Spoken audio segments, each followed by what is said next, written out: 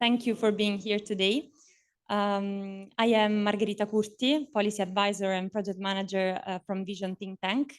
And we are going to present you the main points of the Dolomite Manifesto from our Dolomite Conference on the global governance of climate change. And today with me, we have Francesco Grillo, Director of Vision Think Tank, and the students from a joint master's in Transformative Sustainability from Bocconi-Politecnico of Milan, Cecilia Guelfi, Luca Salvetti, Chandra Carrara, and joining us remotely, there will also be Davide Carrara. So we are here today to present you the main proposals emerged by our latest Dolomite Conference on the global governance of climate change, which was held in Trento in October 2023. The Dolomite Conference is a visionary experiment that we at Vision, together with our corporate partners, AXA Italia and Autostrade del Brennero, as well as our scientific partners, Bocconi University and Politecnico of Milan, created in 2022 with the first edition. This year, so the second edition of the Dolomite Conference in October 2023. And the next edition is going to be in June 2024. So our presentation today will start with me telling you a little bit more about the Dolomite Conference, the whole concept, the structure it follows, and the objectives it has. Then I will briefly illustrate you the 8 main points of the Dolomite Manifesto. And I will then leave the floor to the students from Bocconi University and Politecnico of Milan, will tell you a little bit more about the concrete proposals emerged by the problem-solving groups at the conference. And then Francesco Grillo will elaborate more on 2 specific proposals created in the framework of the Dolomite Conference, one on the Loss and Damage Fund and the other one on targets. So the Dolomite Conference is an experiment that we at Vision Think Tank created in 2022 for the first time. It started from the acknowledgement that in spite climate change was looking as urgent as ever, the political battle to fight it seemed to have lost somehow its strength.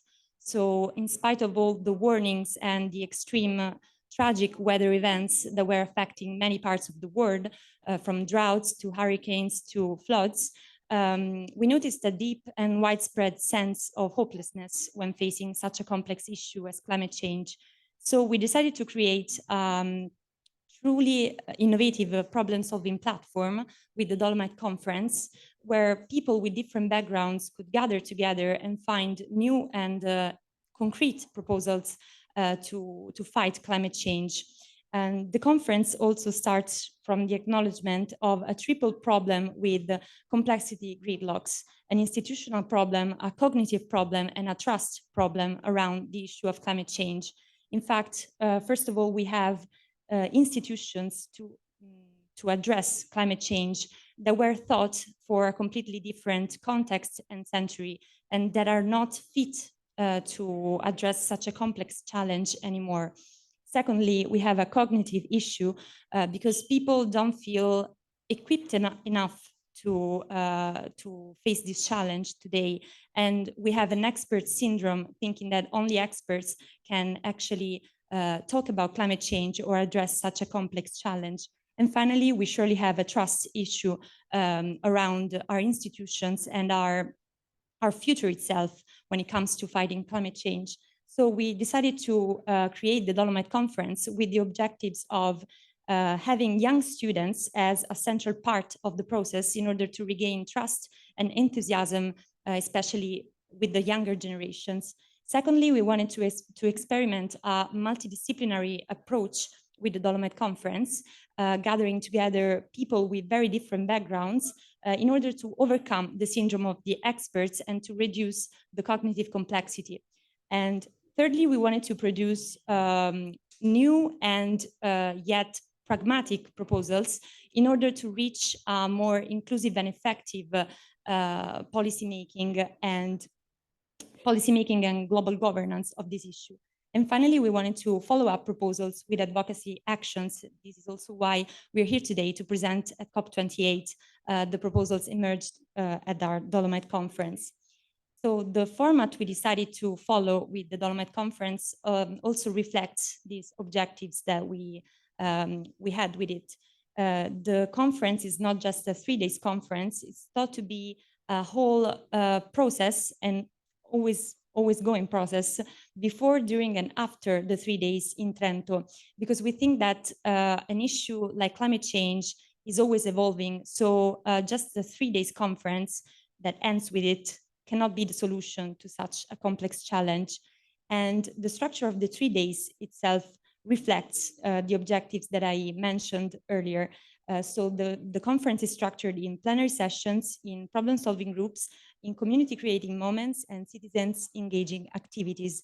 The plenary sessions reflect the multidisciplinary approach because they are open sessions where panelists with very different backgrounds gather together and they focus on specific topics addressing climate change under many different points of view. For example, in our latest conference, we had journalists, scientists, activists, people representing corporations and businesses, so very also policymakers, very different backgrounds in order to look at the issue of climate change under many different points of view.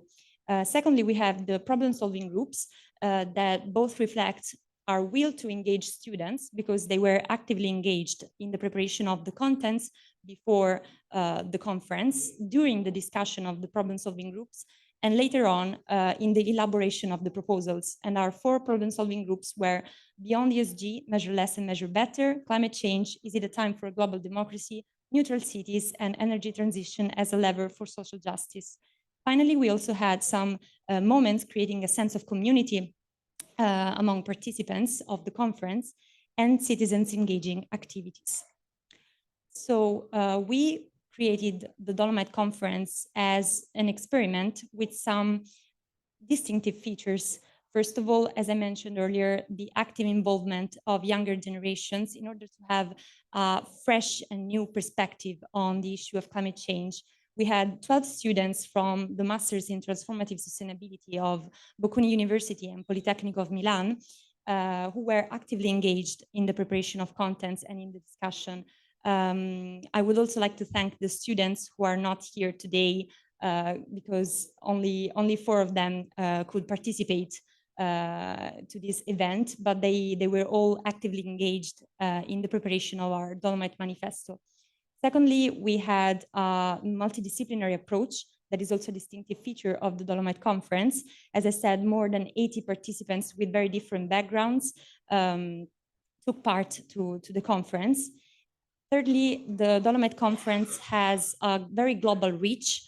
In fact, we try to involve as many regions of the world as possible in order to put together different perspectives and also interests towards the issue of climate change. So we involved Europe, the US, the Middle East, India, Africa, and for the next edition, we would also like to involve Brazil and South Africa as well.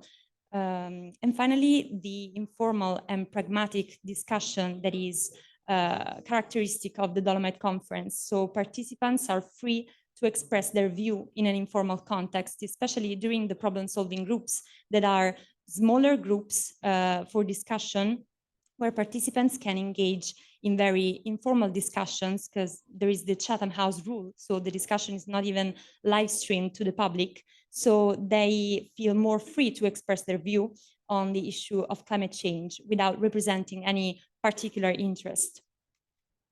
And now here are the 8 recommendations that emerged from our Dolomite Conference in Trento.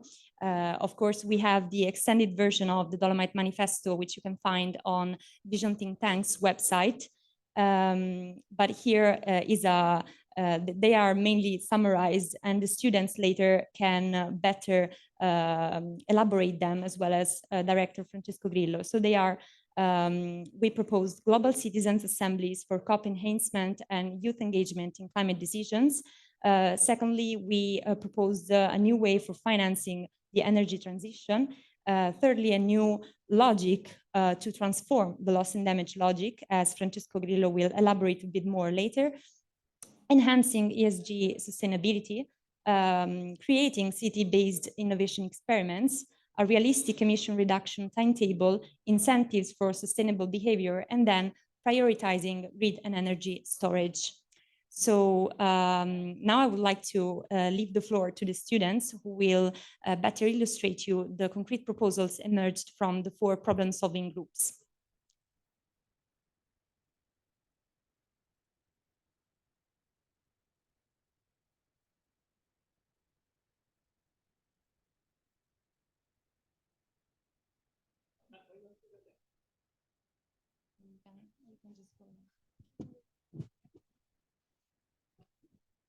Good afternoon, everyone. As Margherita was saying, we are the students who elaborated in the working groups different topics. Our role was basically to analyze the topic, highlight the main issues in this regard, and then elaborate some proposals and solutions together with some experts and professors. I'm part of the first working group, which is related to the ESG measurement.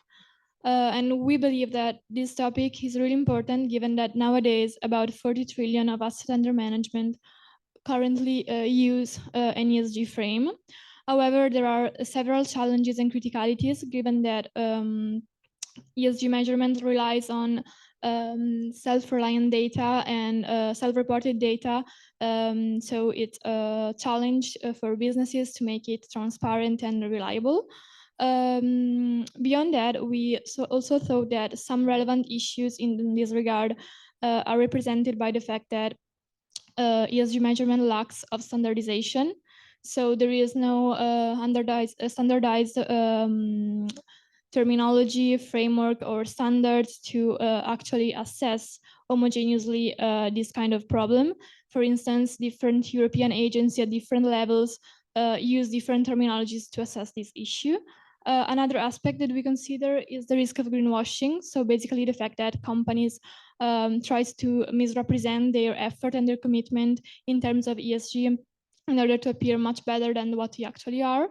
Another topic that we covered was the fact that ESG measurement concerns something that has a long-term impact. So it's different from the time horizon that we are used to consider when dealing with impact.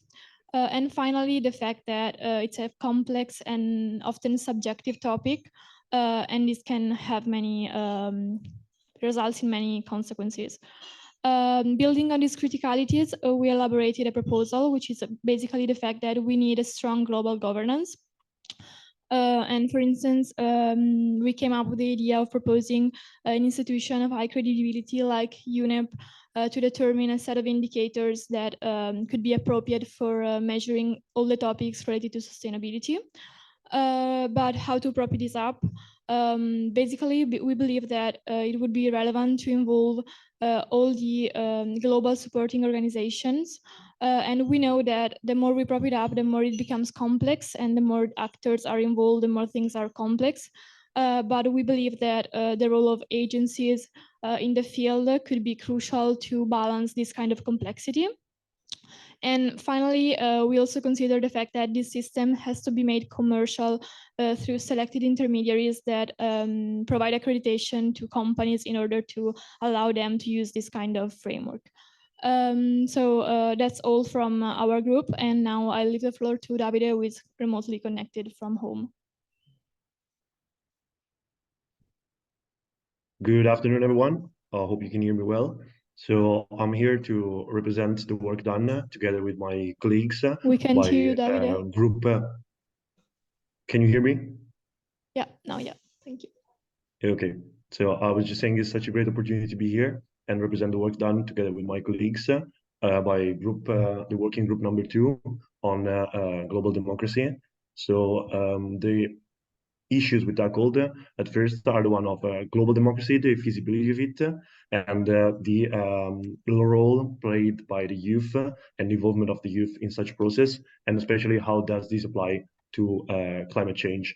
So on our very first slide, we focused on the problems that are related to multilateral agreements, and in particular on COP. So when it comes to climate change governance, we found that the main problems are related to the lack of enforcement. So that undermine the effectiveness of the agreements reached. So what we wanted to propose to better of this mechanism are the introduction of a more rationalized and streamlined COP that has narrowed down focus just to focus on key pillars, so to be more effective and maximize the implementation side. So always relating to the implementation side, we wanted to introduce accountability mechanisms, so a way to disclose and map the progress is done towards the agreements reached. And on a wider scale, on a more global scale relating to the democratic process, we wanted to introduce a citizen assembly that would act as an advisory board to the UN General Assembly, so to involve the voice of the citizen in the process. On our next slide, we focused on different levels of democracy, and we found some cross-cutting issues that do apply to each level of democracy. And in particular, the one I want to stress today is the one related to youth involvement. Is a point that also the UN Secretary General has touched during this COP, and it's a theme that is has been especially felt during the discussion. And so in countries like Italy, as you all know, the youth is becoming a political minority. And so to counter this, we wanted to include some proposals in our manifesto, which are lowering the legal voting age at 16, the introduction of digital voting, and the introduction of youth quotas in assemblies such as parliaments. Other cross-cutting issues that we identified are the role of education and the role of the media.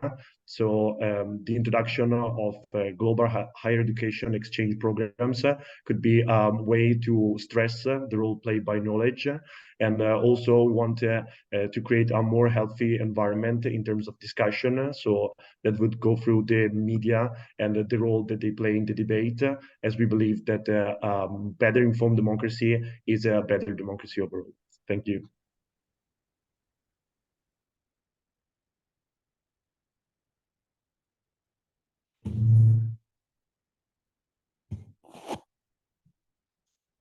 So in the meanwhile, if you have any question, feel free to ask.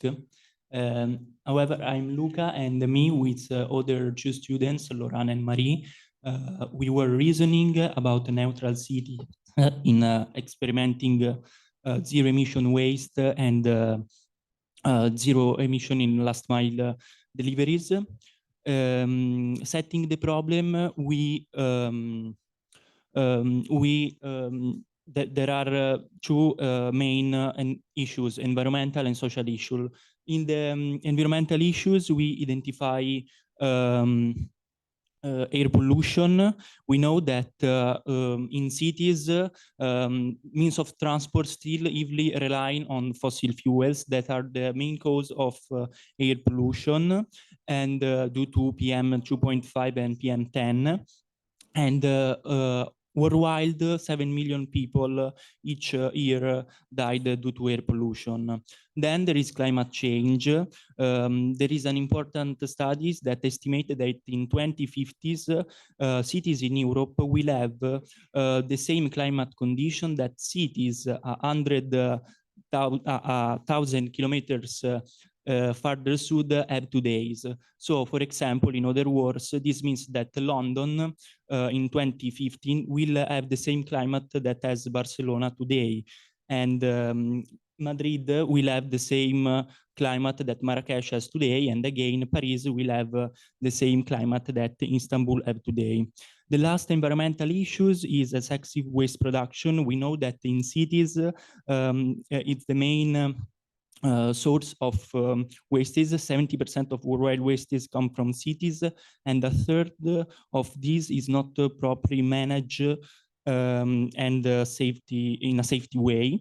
And we know that with e-commerce, there are 5 times more packaging waste than physical stores. So coming to social issues, we identify traffic congestion. We know that on average at European level, people spent stuck in the traffic 30 hours in a year. At the top of this classification, there is UK with 45 hours in a year. Italy is the third with 38 hours in a year. This means that there is a loss of competitiveness at the city side, but also at the countryside, we saw that this impact on 3% on the GDP in the case of Italy. And then another social issues is the worker condition. We know that there are poor worker conditions, there are lack of transparency in who operates in the last mile delivery, low wages, and high rate of turnover worker. And this directly impact on the mental health and physical safety of the riders. Lastly, there is the food waste paradox. We know that 30% of the food that we produce is wasted, and while in 2021, 10% of the food, 10% of the people suffer from hunger, and the online delivery is aggravating this situation. Now coming to our proposal, the first one is redesigning the delivery process in a urban context by combining deliveries and pickups and differentiating the type of technology used based on type of good and the type of delivery, so delivery at home or delivery at the pickup points. And opting also in this way for a reusable reuse the packaging. Now this arises a critical aspect. In fact, where to put these pickup points?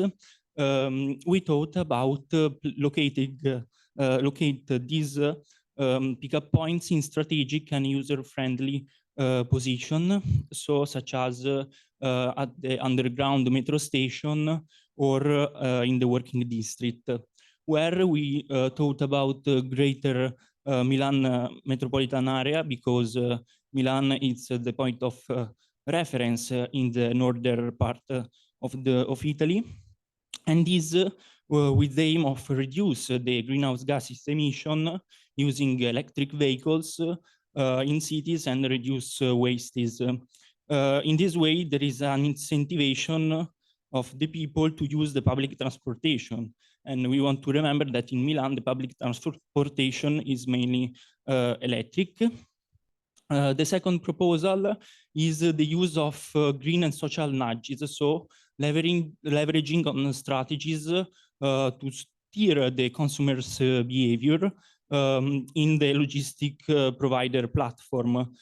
So, for example, using a combination of strategies means, for example, the default option, that is the minimum effort option already selected by the system, or the social norm. So we know that people usually wants to conform to the others, labeling and gamification. Gamification in the sense that when you are going to order something, the platform will say to you, you are the X% of the consumer that are choosing the most sustainable option for delivering, or on the contrary, X% of other consumers is choosing a better sustainable option than you. So this in the app of the logistic provider, and in this way, the client improves his behaviors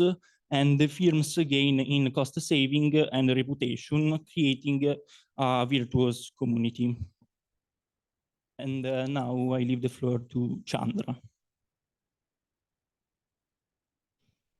Hi, my name is Chandra, and this is the very last working group, which focused on the energy transition and in particular the social implications of such transition. So we started off with a broad discussion that started from some inputs from participants in the working group. And one of the participants actually brought a personal story. So she talked about India and the fact that there's many regions in India that are mostly based on coal. So a great portion of their GDP comes either directly or indirectly from this industry. And what is now happening is that the country at both national and regional level is kind of shifting towards greener sources of energy. And so these regions are finding themselves in big problems, both from an economic and a social perspective, with a lot of jobs lost, and also the lack of capabilities to shift from one economic structure to a different one. At the same time, there's also a big opportunity here because the phase out of coal has implied a lot of shutdowns. And so there's the opportunity to give back land to people that were originally displaced from their land to build the coal mines in the first place. And then the second example was brought about by us students.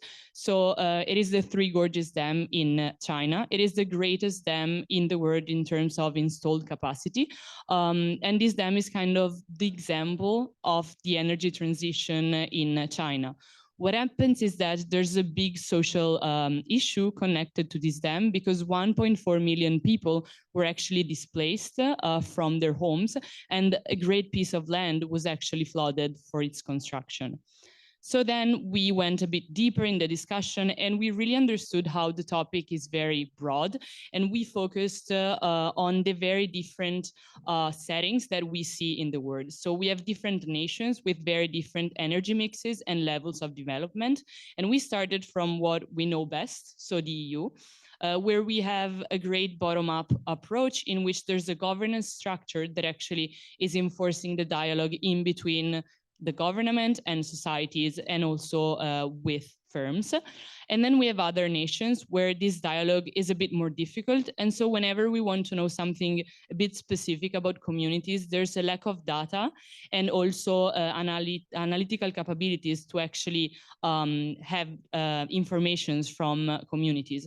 And so what experts need to do when they want to understand the mechanisms of communities, and so the possible social implications of an energy transition is actually to go in the community and study the community. But this is, of course, very costly and time consuming. So then we understood the importance of what is the exchange of knowledge, both in between developed countries and also in between developing and developed countries, because countries are different, but they may have some touch points, so some sort of problems that they share in which they could help each other. And so to conclude, our proposals are actually to underline the importance of education and a shared effort at every level to make the energy transition actually sustainable. Because we need to understand that the energy transition is not just about the environmental aspect of ESG, but it is also connected to a great social aspect that has to be taken into account before actually starting new projects.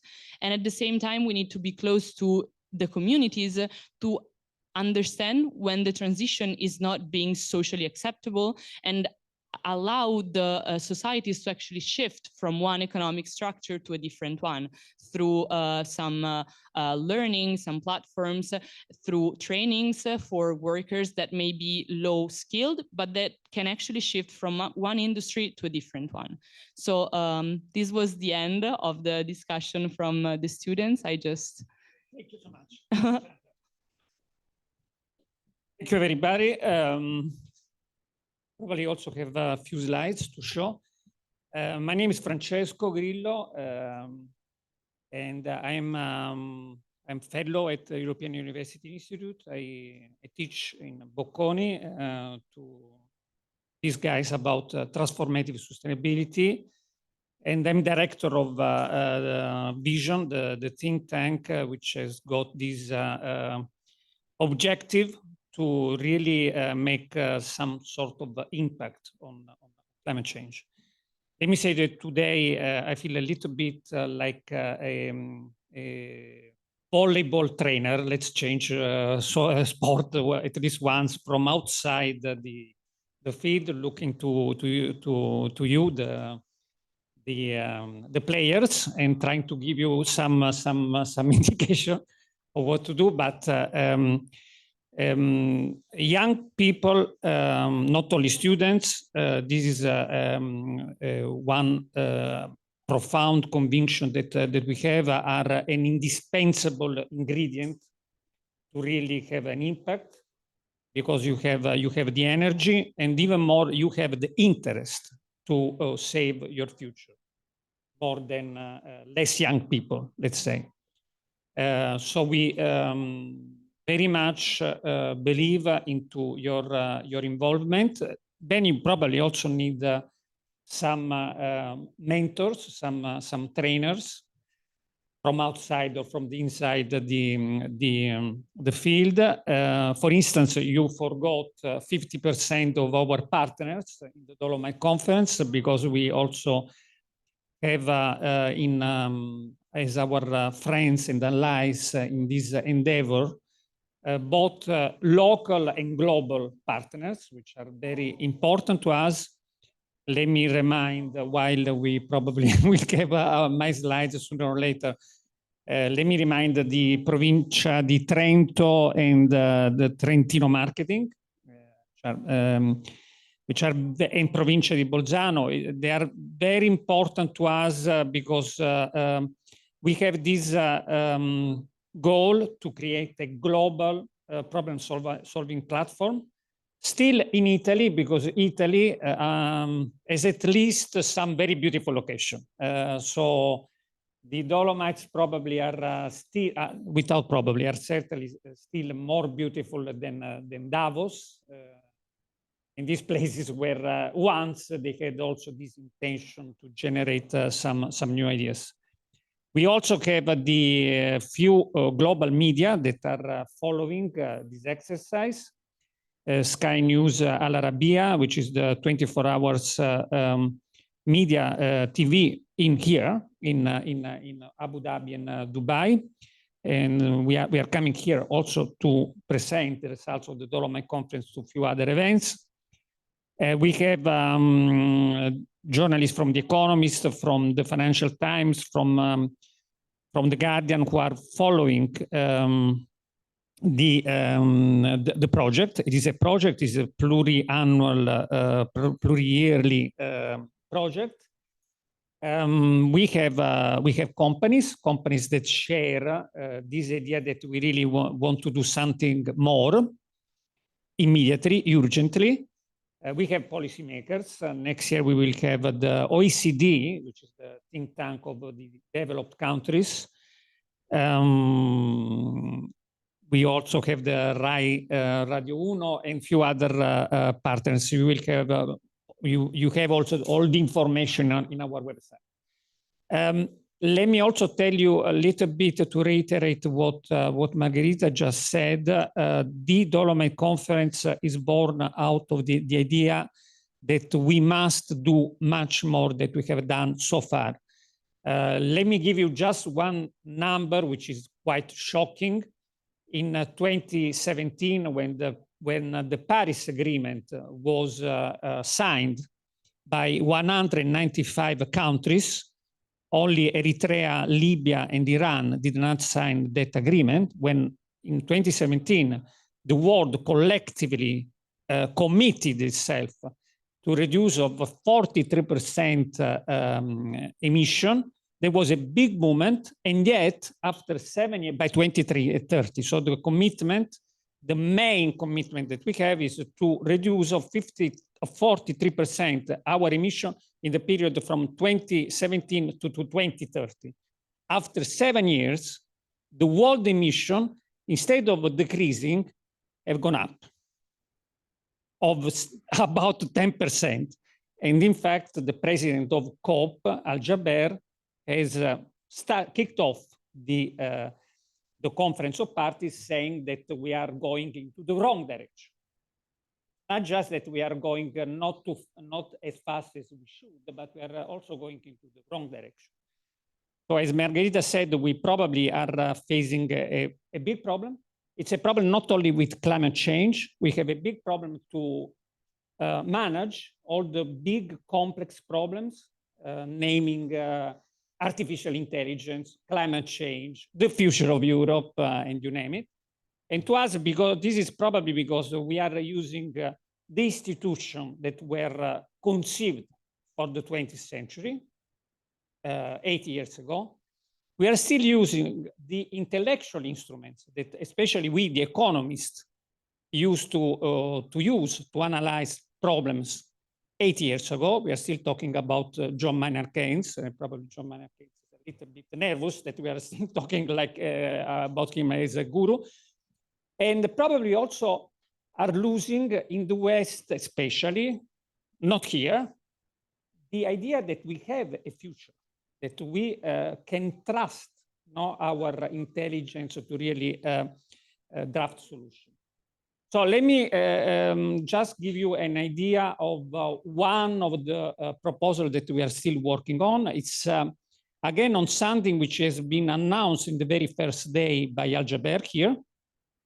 And we are talking about the loss and damage. The loss and damage was something which is even older than COPs. The first time that somebody talked about the necessity of a loss and damage was in 1991. It was actually the president of the Alliance of the Small Islands that risk to go underwater, no? And it was 5 years before COP1 in Berlin. Al Jaber announced the very first day that we have an agreement on loss and damage, which was the big result of Sharm el-Sheikh last COP28. And yet, when we read the text of the agreement that was reached here, the very first day of COP28, you still have the feeling and how can I say, the evidence that the operationalization of that fund is quite far from being ready. We still have to decide who is going to put the money? Number two, who is going to receive the money? Which is the definition of loss and damage? And number four, which is the institution that is going to manage the fund? There is an idea of a temporary give this task to the World Bank, but it's only temporary. So our ambition is a growing platform on global governance of climate change is to gradually put ourselves in the position to really talk with Al Jaber and with people like Al Jaber. Of course, we still don't know where COP29 will take place. We know that COP30 will be in Brazil. Our ambition is to, with you students, with your ideas, with your skills, to draft a number of ideas, projects, also experimentation to be carried at local level that can be useful for saving the world. And well, on loss and damage here, just to give you an idea, our idea is that we should probably depart from this paradigm by such you can divide the world in two parts, the good and the bad. Whereas the bad is the sort of developed country, including us. Probably, yes, we are bad.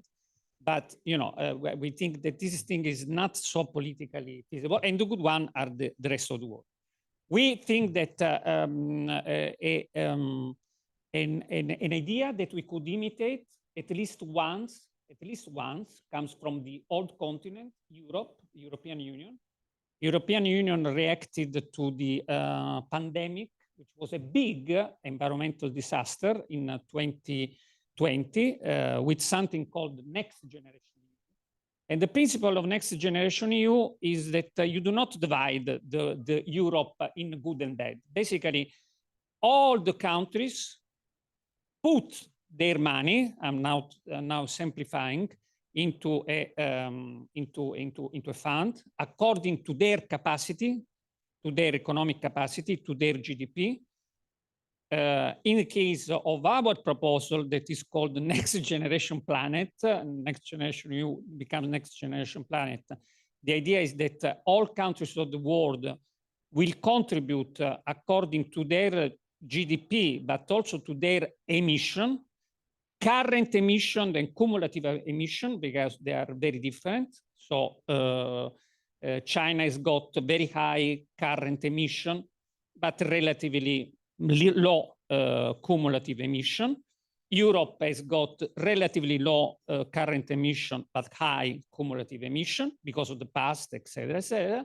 So all countries will contribute according to those parameters. Africa will contribute, in our calculation, less than Belgium, which is a small country. But still, it is important that everybody will put some chip, and this money will go to all countries according to their needs. Of course, the needs will have to be calculated carefully by doing a risk assessment of all countries in the world. And in countries like China or like Australia, of course, the calculation will have to be made by province. This is the name they are called in China because the country is just too big. So it's different from loss and damage. It's different. It becomes a global insurance scheme this is our idea, that, by the way, can use private money, especially the money of insurance companies. AXA is one of our founding partner, but it's not just AXA, it's a global insurance company that can put their money once the risk become insurable. Nowadays, even in the developed world, in Florida, in the United States, the risk cannot be insured any longer vis-a-vis possible floods. And the same thing, by the way, happened in a place like Prato, since now we are being hosted by the Italian pavilion. And by the way, talking about Prato, I take advantage to say hello to Clara and to the rest of the Vision team, which is in Italy. Ciao, Clara. So this is an idea which, by the way, requires that we depart in a big way from a mode to govern complex problems, global problems, which is the one that we are using now. Because, of course, it's to think about something like that, a capacity where all countries put their money and all countries are protected, means that we really share this idea, this moral idea, that we are in the same boat, a boat that, by the way, is sinking.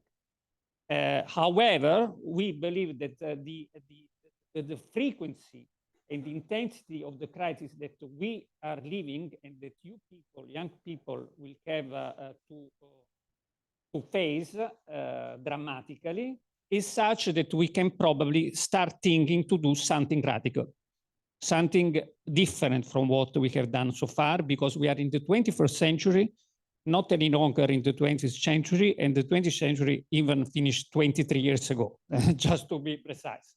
So this is the challenge. We need to dare to have radical ideas, because it's not time any longer to carry on with business as usual.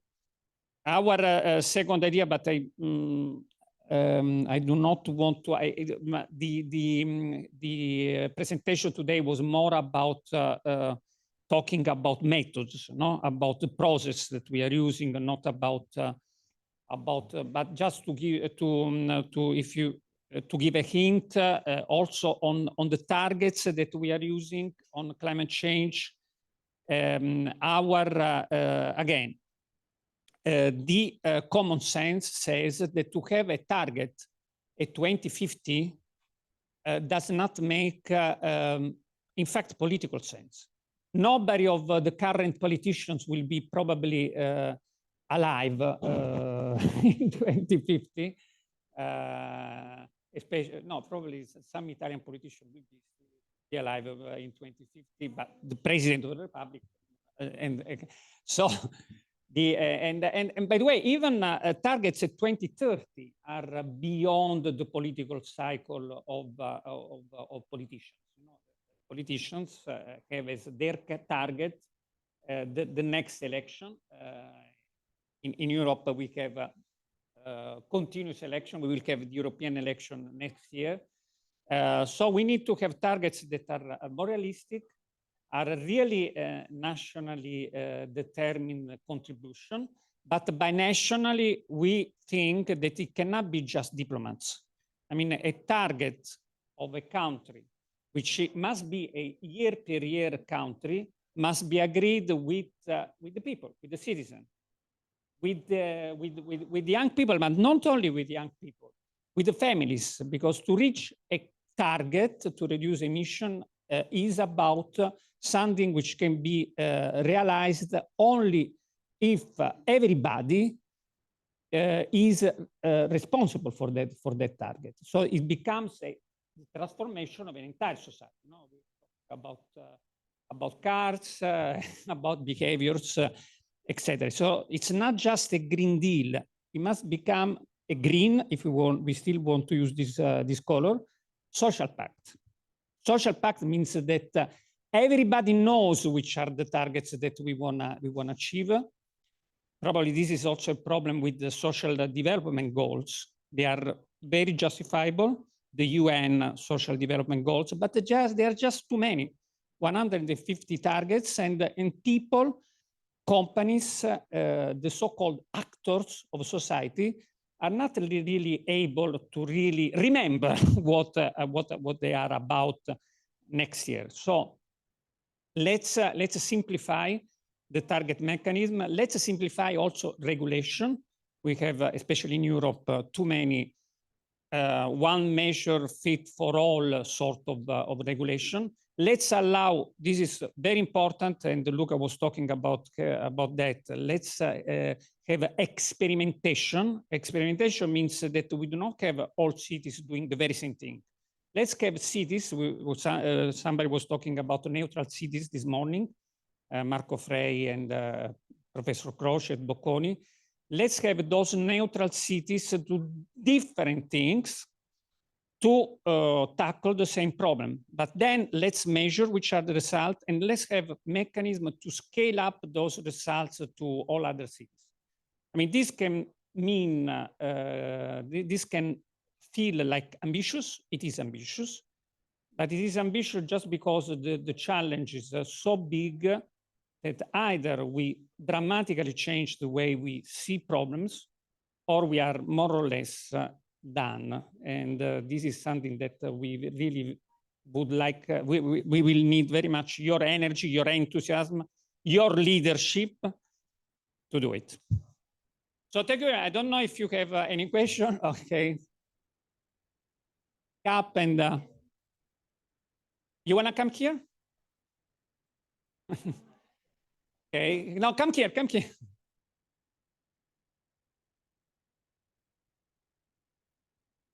For the presentation. We were a bit curious about the title of your project, so the Dolomite Manifesto. Yeah. And so we were wondering which will be the next step. So are there plans to put a bit your project on the ground, and maybe the Alpine area is the area where to start? So we have this question. Thank you. Okay. Can I ask you your name and the... Siamo della delegazione trentina. Ah, okay. All right. Okay. So yes, we have our.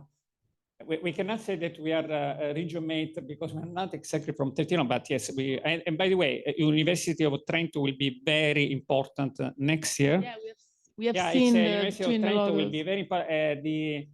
They will have students together with Bocconi, with Polimi, with University of Oxford, some very big good news that we will announce at due time is that we will also have a university from the States, from California, from India, etc. Well, the next step is to share an agenda with all our partners. So we have very much the intention, as Margherita was mentioning before, to reach out some specific countries which are very important to us. India, South Africa, United States. Nowadays, China is a little bit more complicated, so we have very good relationship with China. And South Africa, I mentioned South Africa. So the idea, so at the global level, is to identify companies that are especially important to fill the gaps of the entire thing that we are trying to make. So companies that are working and not just in the renewables, but on grid storage, which is very important for the so-called energy transition. So this is at global level. Of course, the idea is to develop a much more the liaise with the policymakers. With the media, we are quite okay, but we'll on the local level that you may be more interested immediately. The Dolomite, as you know, is not only a much more beautiful place than Davos, are more beautiful than Davos. There is no comparison. But it's also one of the most vulnerable place because of the glacier. And by the way, everything this is happening 2 years for the Olympic Games, 3 years. And it is also a place where people are used to be resilient, not just against climate change, but against so the Dolomite will be very interesting place to identify some experimentation that are already happening and to be hopefully imitated by some other places in the world. So it's your more specific question is about to when we will go on the ground, which is a more specific one. The short question is as soon as possible. Asking when are we really going to have an impact? This is to be done, of course, with policymakers, with institutions, with the European Commission, which is at least as far as we are concerned, the institution which is closer to us. The European Commission has got, as we all know, a huge program, which is huge, 80 billion euro program, which is called Horizon. We're talking about that with the data of universities before. The Horizon could be steered towards that kind of experimentation. We are working on that. We need to become stronger and to go more global and more local. I don't know if I answer your question.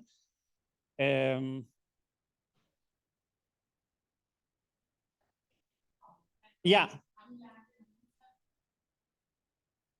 Okay.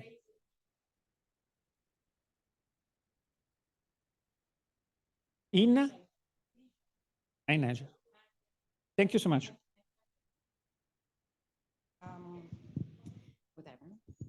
Yeah, I just wanted to make a comment on I think the point 3, the indicators that has to change. I fully agree with you. I fully agree the SDGs are not only too many, but too generic. So the KPIs, has this been agreed already upon, and by whom? By the European Union? By Sorry? Who agreed on changing the targets? Or are you working towards that? No, we are proposing that. Of course, the European Commission, but also the UN is people at UN knows about this exercise. But to say that they agreed to change the SDG would be would be too much. If I can add to what you are saying, Cecilia was mentioning the ESG. The ESG is even a bigger example of wrongly established indicators, because just too many, and so they become like just a red tape for especially for small companies to comply with. And with big companies doing greenwashing in a big way, notwithstanding the ESG. So there is an entire question of simplifying these indicators, making them something that politicians or indeed managing directors of company are responsible, are accountable for with their citizens. Now we are more in the phase, quite honestly, of the intellectual exercise of understanding what can be with many people. It's like, it's not just us. We have 80 people. The average age at the Dolomite Conference is, however, probably 45 something. So it's not just young people. So we also have quote unquote experts, and we are working on these areas. If I can add once again, one concept, if we really want to stand a chance, we need to be radical. We need to be radical, and we also need to be global. I mean, quite honestly, with all respect, to talk about climate change in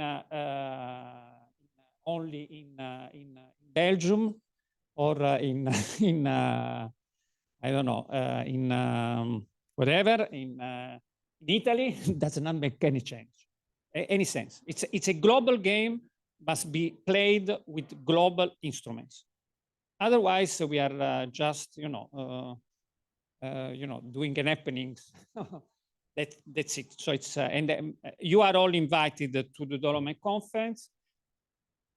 From Niger would be extremely important to outreach you. We had quite a few people coming from African Union this year, and the dates will be the last weekend of June 2024. So we really hope to see you in probably will be Madonna di Campiglio. You are not too many, so you will not overwhelm the organization of the Dolomite Conference, and we really hope to see you all. Any other question? Thank you so much. Thanks.